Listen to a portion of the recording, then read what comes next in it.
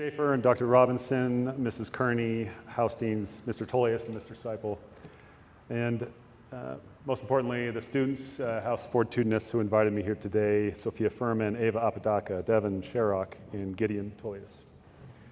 As a parent of 2 Liberty Commons students, I see that the students and the staff are so incredibly busy here.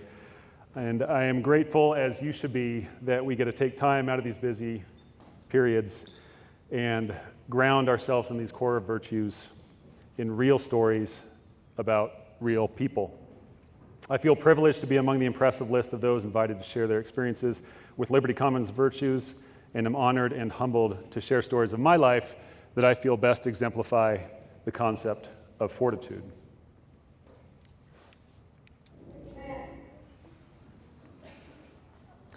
Imagine flying lead of 2 aircraft, landing in a small forward operating base to pick up a team of soldiers, a controlled descent to the desert floor despite the ever-present warning of ground fire. My seat shuddering in sync with the whomp, whomp, whomp of the rotors, the sound increasing as it starts to reflect off the ground. My feet on the pedals, my left hand on the collective, my right on the cyclic, my voice on the comms, my eyes shifting smoothly but rapidly from the instruments to the horizon and back to the instruments.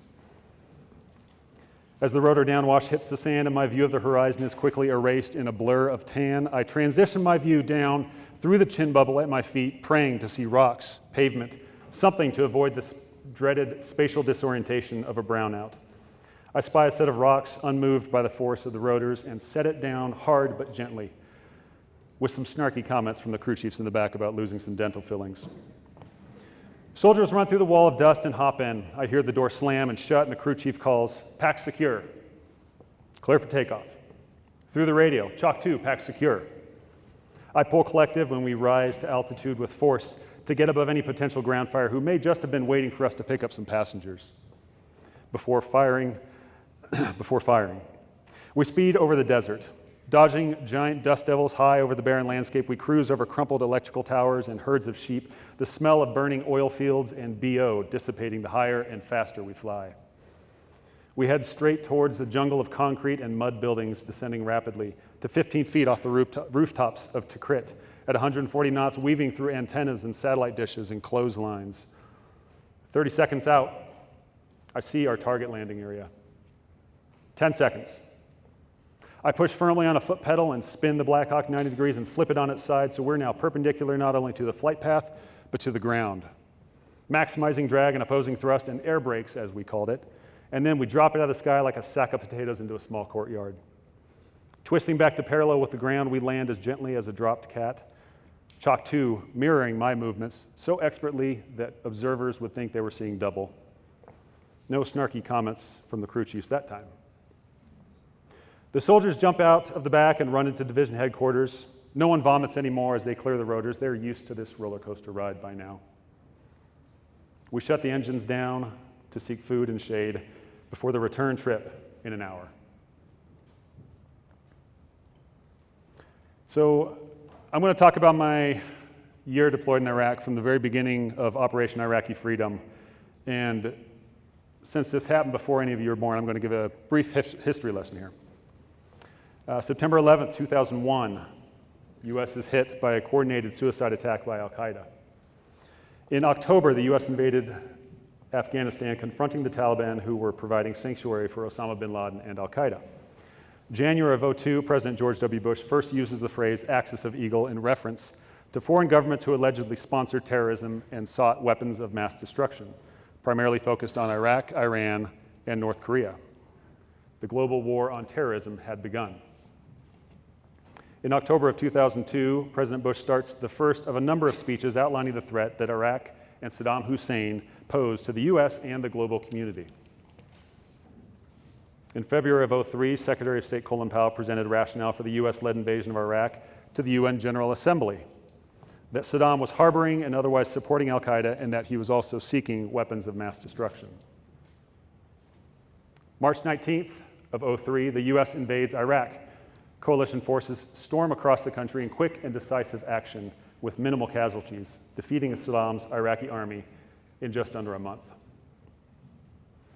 On May 1st of 2003, major combat operations were declared over in Iraq, and the 4th Aviation Brigade, of which I was a part, was housed at Camp Speicher, just northwest of Tikrit, at an airfield that appeared to be the Iraqi version of the Air Force Academy, at the edge of the Sunni Triangle, an area densely populated by Ba'athist Sunni Muslims and Saddam supporters, with Baghdad, Ramadi to the west, and Tikrit to the north as its corners.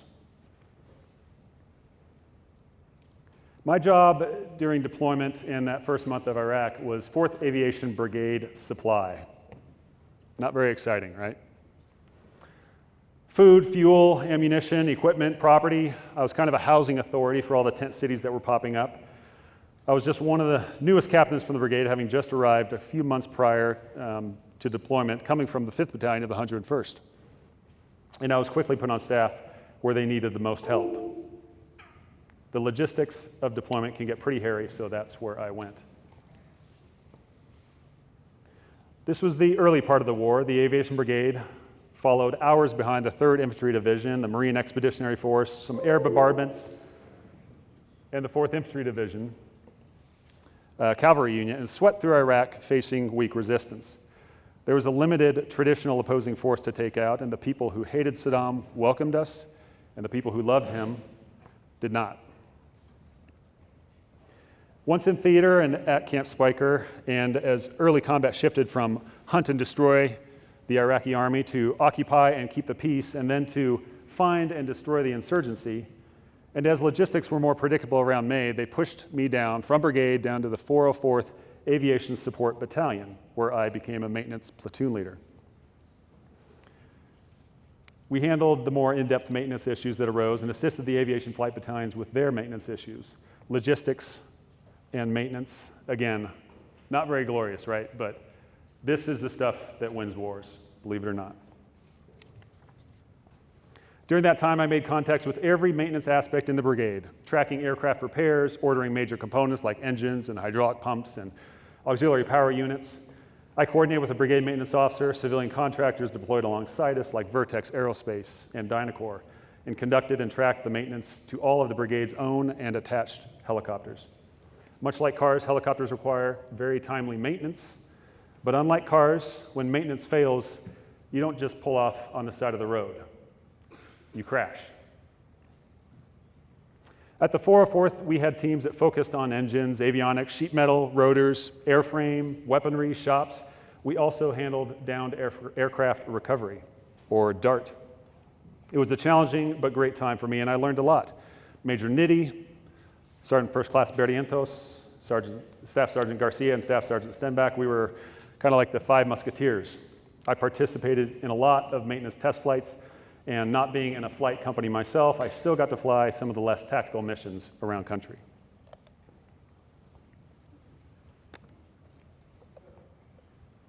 The weather was pretty rough over there, especially that first summer as we acclimated from a Texas winter. It truly felt like we were being sandblasted in an oven. The heat and sand took its toll on the soldiers as well as the equipment.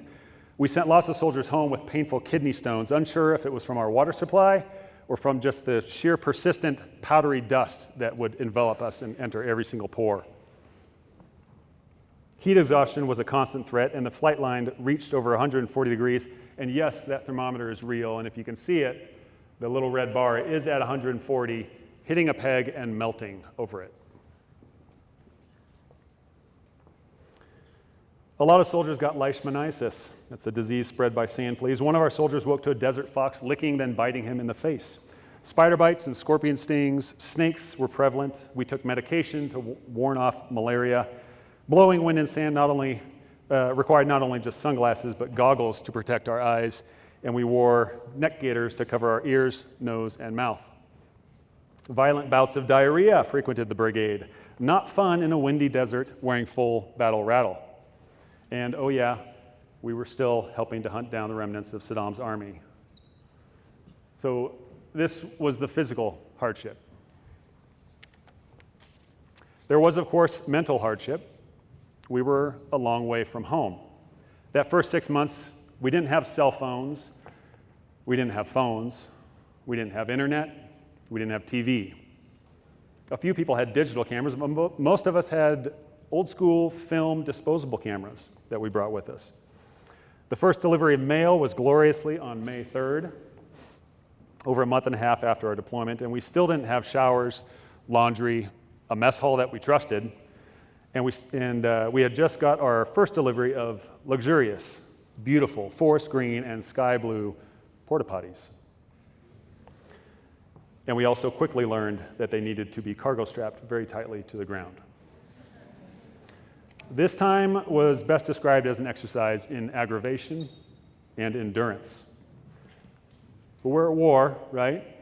Adapt and overcome, embrace the suck, as we said. Complaints were actually few because we were soldiers. We trained for this. And we were in a relatively safe position on an airfield away from some populated areas. And as far as I was expecting, it could have been worse. And then in mid-May, our trip to Iraq started to get a little bit more serious.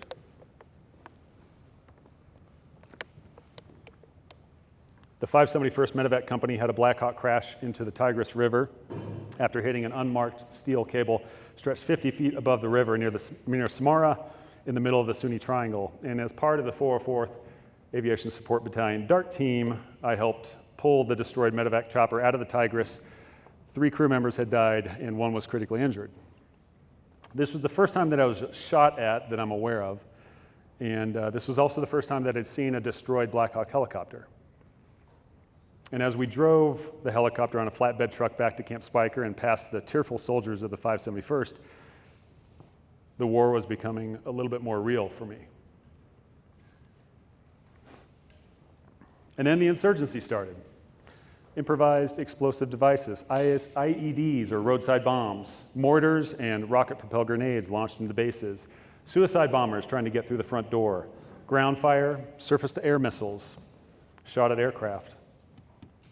In March and April, when we first arrived in theater, I drove in a single, unfortified Humvee to meetings down in Tikrit at Division. Less than 2 months later in May, we would be heavily fortified in a 6-vehicle armed convoy. And it got to the point where we would have to fly people the 5-minute flight down to Tikrit because it was safer than the 15-minute drive. And remember, we didn't have Zoom, we didn't have Microsoft Teams, and we still didn't have internet.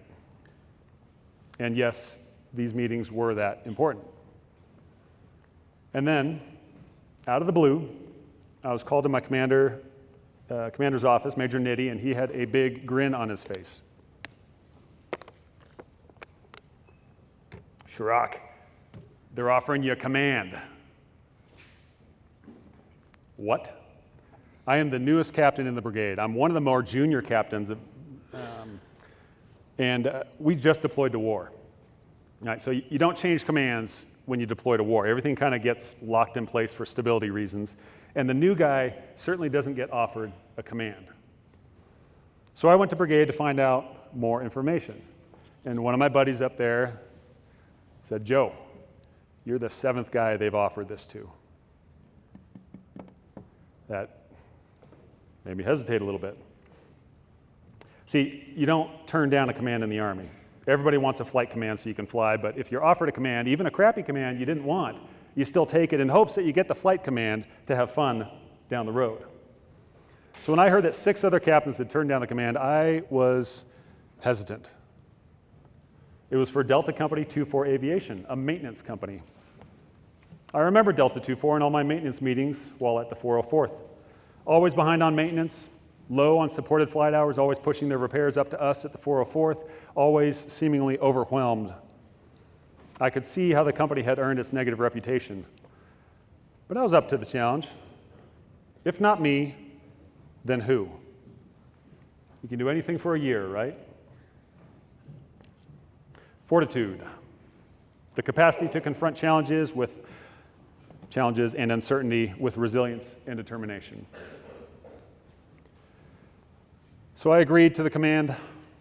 The first full day of command, I sought out my company first sergeant, but nobody knew where he was.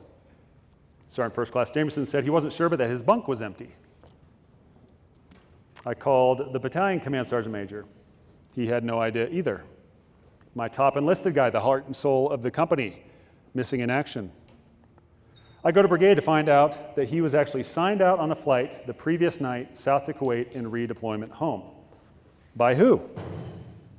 By the Delta 2-4 commander. It turns out my predecessor had fraudulently signed out his old first sergeant and approved his redeployment paperwork home. Well, this is not the start I wanted.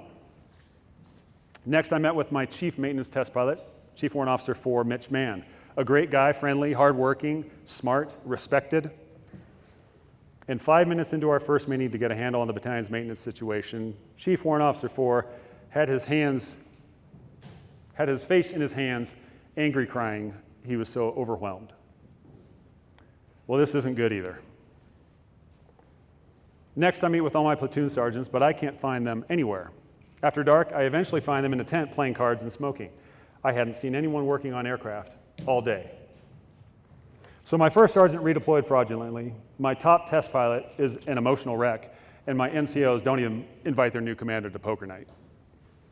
So I'm a pretty easygoing guy generally, and I'm not very good at being angry, but I had to have some serious heart-to-heart conversations with the team. Number one, I replaced Chief Warrant Officer 4, Mitch Mann, with Chief Warrant Officer 3, Roger Ramos. Mitch needed a well-deserved break, and Roger was up to the challenge. Sergeant First Class Jameson became my first sergeant. He seemed to be the one that speak for all the other platoon sergeants.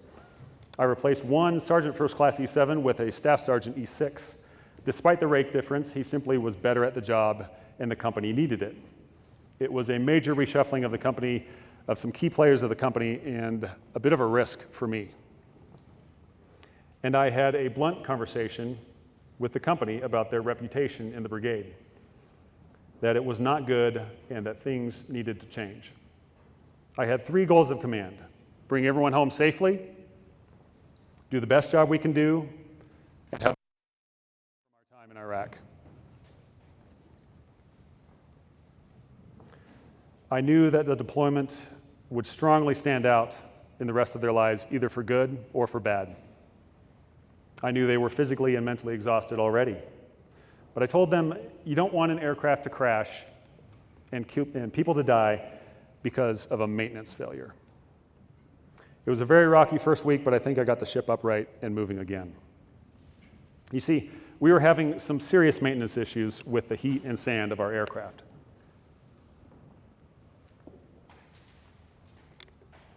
We were flying 5 times or more as much as we would stateside and under much harsher conditions. Filters would clog in minutes. Anything rubber would dry rot in days.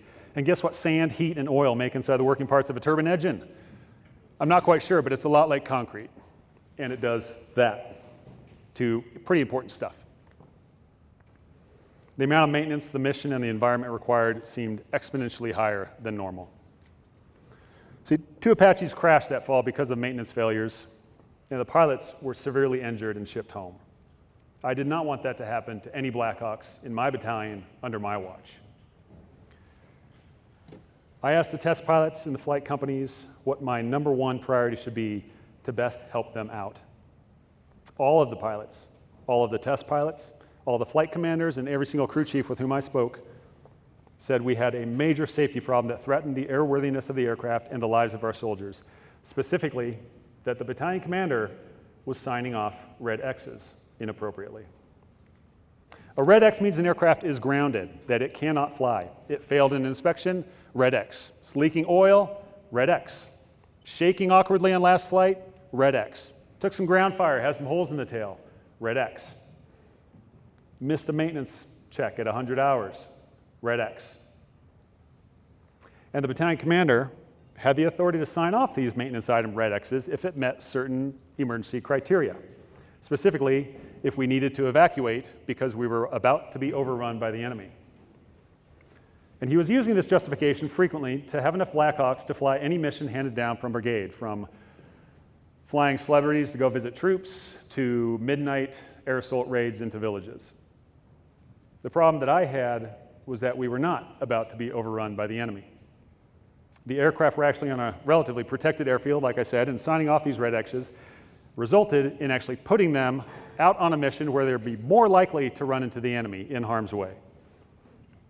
And some of these red X's were quite serious, and I felt not worth the risks taken. some pilots were secretly refusing to fly certain aircraft. Again, not good. So days into my command, my new battalion test pilot, Roger, and I met with our battalion commander, and I had a very awkward confrontation with him involving lots of technical language and quotes from Sikorsky experts and documentation about how dangerous and reckless his actions were, and how, if anything, we should be doing a lot more maintenance in this environment than a lot less, and that we were risking loss of life due to maintenance failures of the aircraft. So as I left that tent that night, with me wondering if I'd have the shortest company command in the history of company commands, Roger turned to me and asked, "So how does it feel to threaten your battalion commander with jail time?" And I didn't really think about it that way, but if anything had happened, it probably would have ended his career pretty quickly. But you never point out problems without a solution, right? And my solution was simple.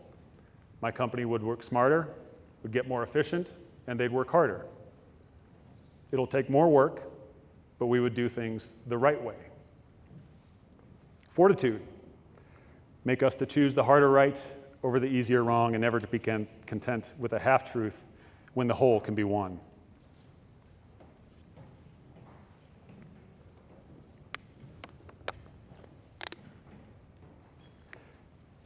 In the midst of this safety and maintenance upheaval, we also found out that this would become a 12 to 14-month deployment, originally scheduled for a 6-month. This was a real gut punch, but the troops buckled in for the long haul and got to work with new vigor. We started 2 shifts, day and night. We could actually do more maintenance at night and early morning to avoid the blistering heat of the metal aircraft in the sun. There was only room for 1 aircraft in the shade of the hangar at that time. We started knocking out a lot more maintenance with the goal of not needing to send anything back up to the 404th, anything to the civilian contractors, and not putting our battalion commander in the position of signing off a Red X inappropriately to accomplish the mission. But I was not a mechanic. I was not a wrench turner. I was not a test pilot. My job as commander, as I saw it, was that I would take care of the soldiers so they would take care of the mission. So we built a new company ops center, protected from the wind and sand. We even found an AC unit. That was the envy of the entire brigade. Battalion and brigade would actually start to hold meetings in our company talk. It was so nice. We scavenged and shopped around and got a satellite dish and a TV. We even picked up some weird German music video station, and we even got to watch as our own 4th Infantry Division dug Saddam out of his spider hole just down the street in North Tikrit. We made a barbecue out of an old fuel tank and did some dealing with the new mess hall folks for some burgers and some hot dogs. We built showers. We built a gym. We had movie nights using a projector on the side of the hangar and some black market Hollywood movies out of Kuwait. I even saw Pirates of the Caribbean before anyone in the US did. We helped build a boxing arena with my buddies from the 404th, and Friday night boxing became incredibly popular as some stress relief. My wife mailed over dartboards, volleyball gear, posters of far-off, lush, and tropical places to hang in our new ops center. I planned a maverick day off where we did absolutely no work. We wore whatever clothes we wanted to wear, and we did whatever we wanted to do within reason. That was a huge morale boost. We had Halloween, Thanksgiving, and Christmas decorations, and I started writing weekly newspaper-like letters to every one of the soldiers' families, giving updates and photos. The company's morale was as high as you could expect it, and performance was much improved, and I am proud of the hard choices and confrontations it took to make it so. And of course, I did not do this in a vacuum. Everyone helped. But I'll say it was a definite culture shift when I took over the Mavericks. But I'm not just here to tell Army stories or war stories, so let me bring this back to fortitude.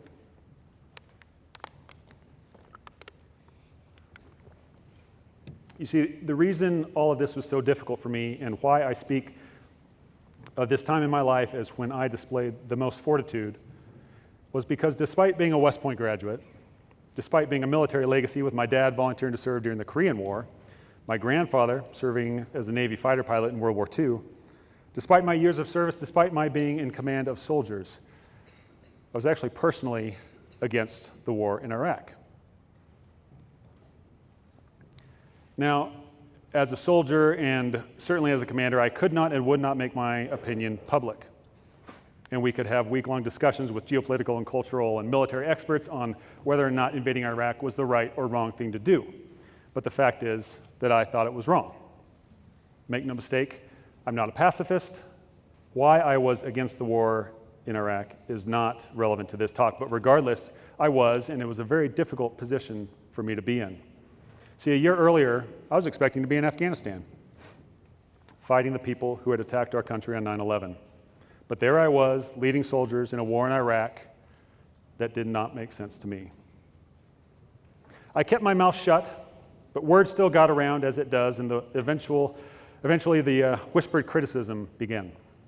And it was more times than I care to count when someone with more rank than me wanted to have a heart-to-heart or an informal counseling session, or simply locked me up and yelled at me about sending the right message to my troops and my professional responsibilities. I dealt with the subtle and flat-out hostile digs on me for my lack of patriotism and lack of being a team player. To be clear, I wasn't refusing to work and parading up and down the flight line with a peace flag. In my opinion, I was working harder and making more sacrifices than my critics were. And this was my struggle. How can I be against the war and still be a good soldier and leader? Fortitude involves a combination of resilience, mental strength, and the ability to overcome both internal and external challenges. See, in the face of this hurtful questioning and criticism, even retaliation at times, my response was to bear down and work harder, to be an even better soldier and leader, to make more personal sacrifices. When we finally got a phone center for the brigade, I didn't sign up for any of my company's time slots so that my soldiers could have more time talking with their families. When they started rotating soldiers to week-long R&R back home, I was one of very few in the brigade who did not take leave. I didn't want anyone to question my work ethic. And I didn't think it was right for a commander to leave his soldiers deployed to war while they went home. And my wife, a veteran, understood this. And all of this was manageable. Keep your head down, put up with the criticism, do a good job, get home safely, and have no regrets. I took an oath and I did my best to fulfill it, despite my internal conflict and the external pressures I faced. And in early November, 2 days before Veterans Day, I was flying in the traffic pattern and doing a test flight when the traffic control called everyone in the traffic pattern to return to base and land immediately. I found out hours later that friends of mine from my last unit, 5th Battalion 101st, Ben Smith and Kieran Kennedy, were flying north of Tikrit in Lancer 431 just outside the traffic pattern I was in, and they were hit with a surface-to-air missile. There was a total of 6 casualties. I did not see it happen, but we could see the smoke from the wreckage as we descended back down to the flight line. In early January of 2004, I learned that a friend of mine and West Point classmate Eric Poliwata was killed by a mortar attack in Balad. Also that day, the first woman ever to be shot down and killed in combat operations, Kimberly Hampton. She was a friend from my small group in the Officer Advanced course from just the previous summer. Later in January, another West Point classmate, Matt August, died from a roadside bomb west of Baghdad.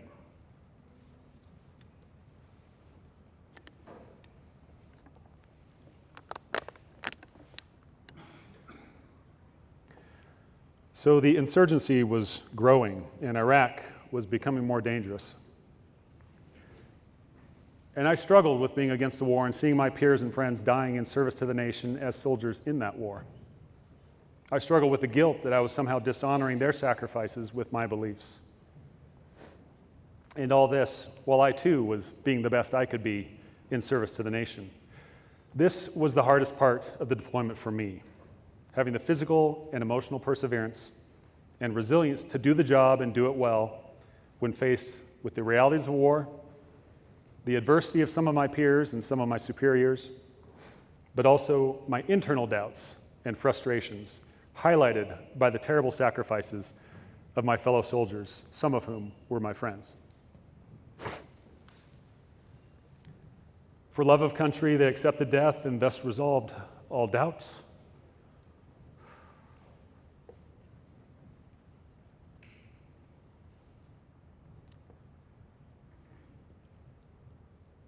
And made immortal their patriotism and their virtue.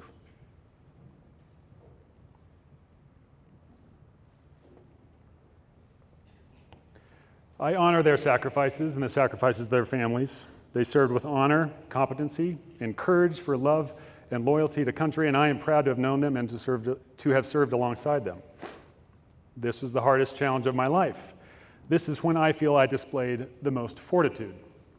And I'll say it continues to test me to this day. Even preparing this speech has drummed up echoes of difficult memories. When I think of my year in Iraq, I am filled with memory and emotion. I become angry, sad, relieved, defensive, guilty, proud. At that time in 2004, I put all these emotions aside and I did the job. For me, fortitude was the calm in the storm within and without. To conquer one's impulses, to restrain anger and the other vices and emotions, this is the true fortitude.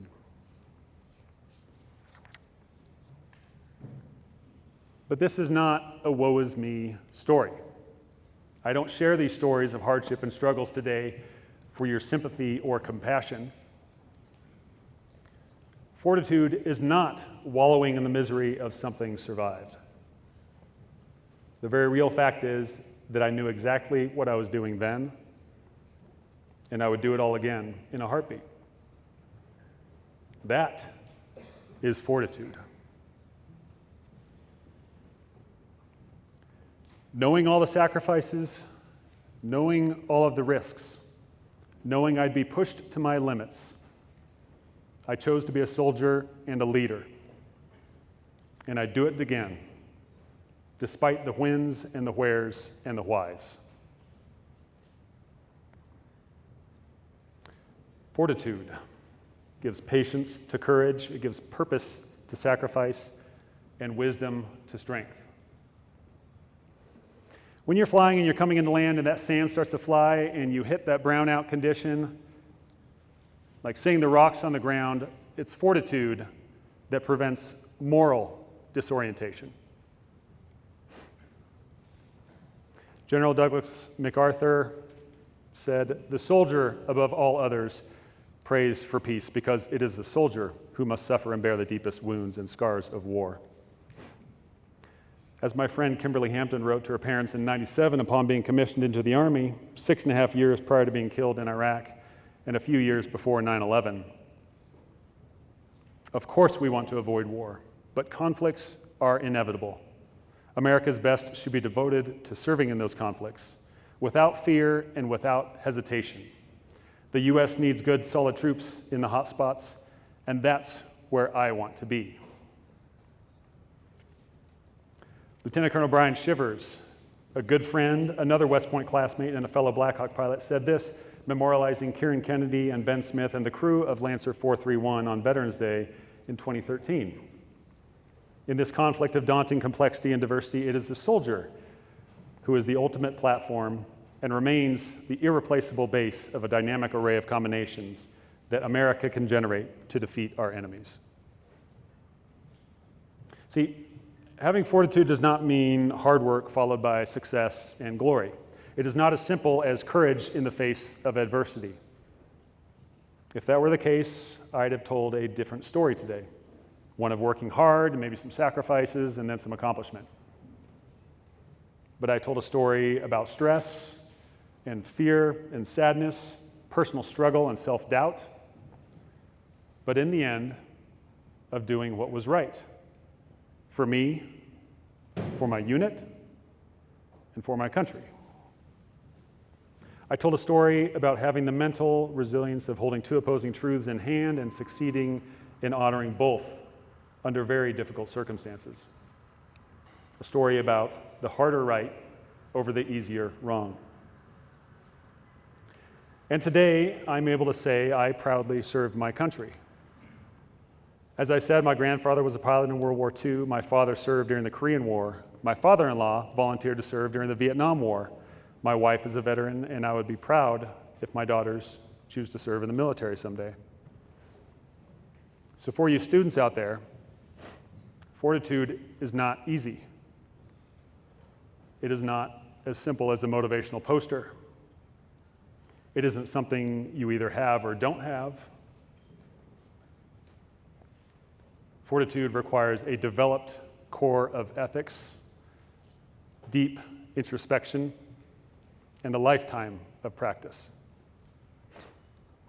You need to get outside of your comfort zones and practice adversity before it is thrust upon you.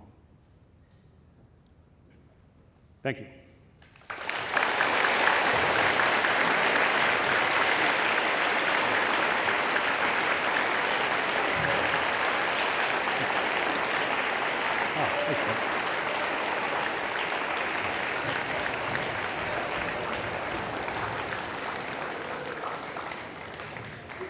This is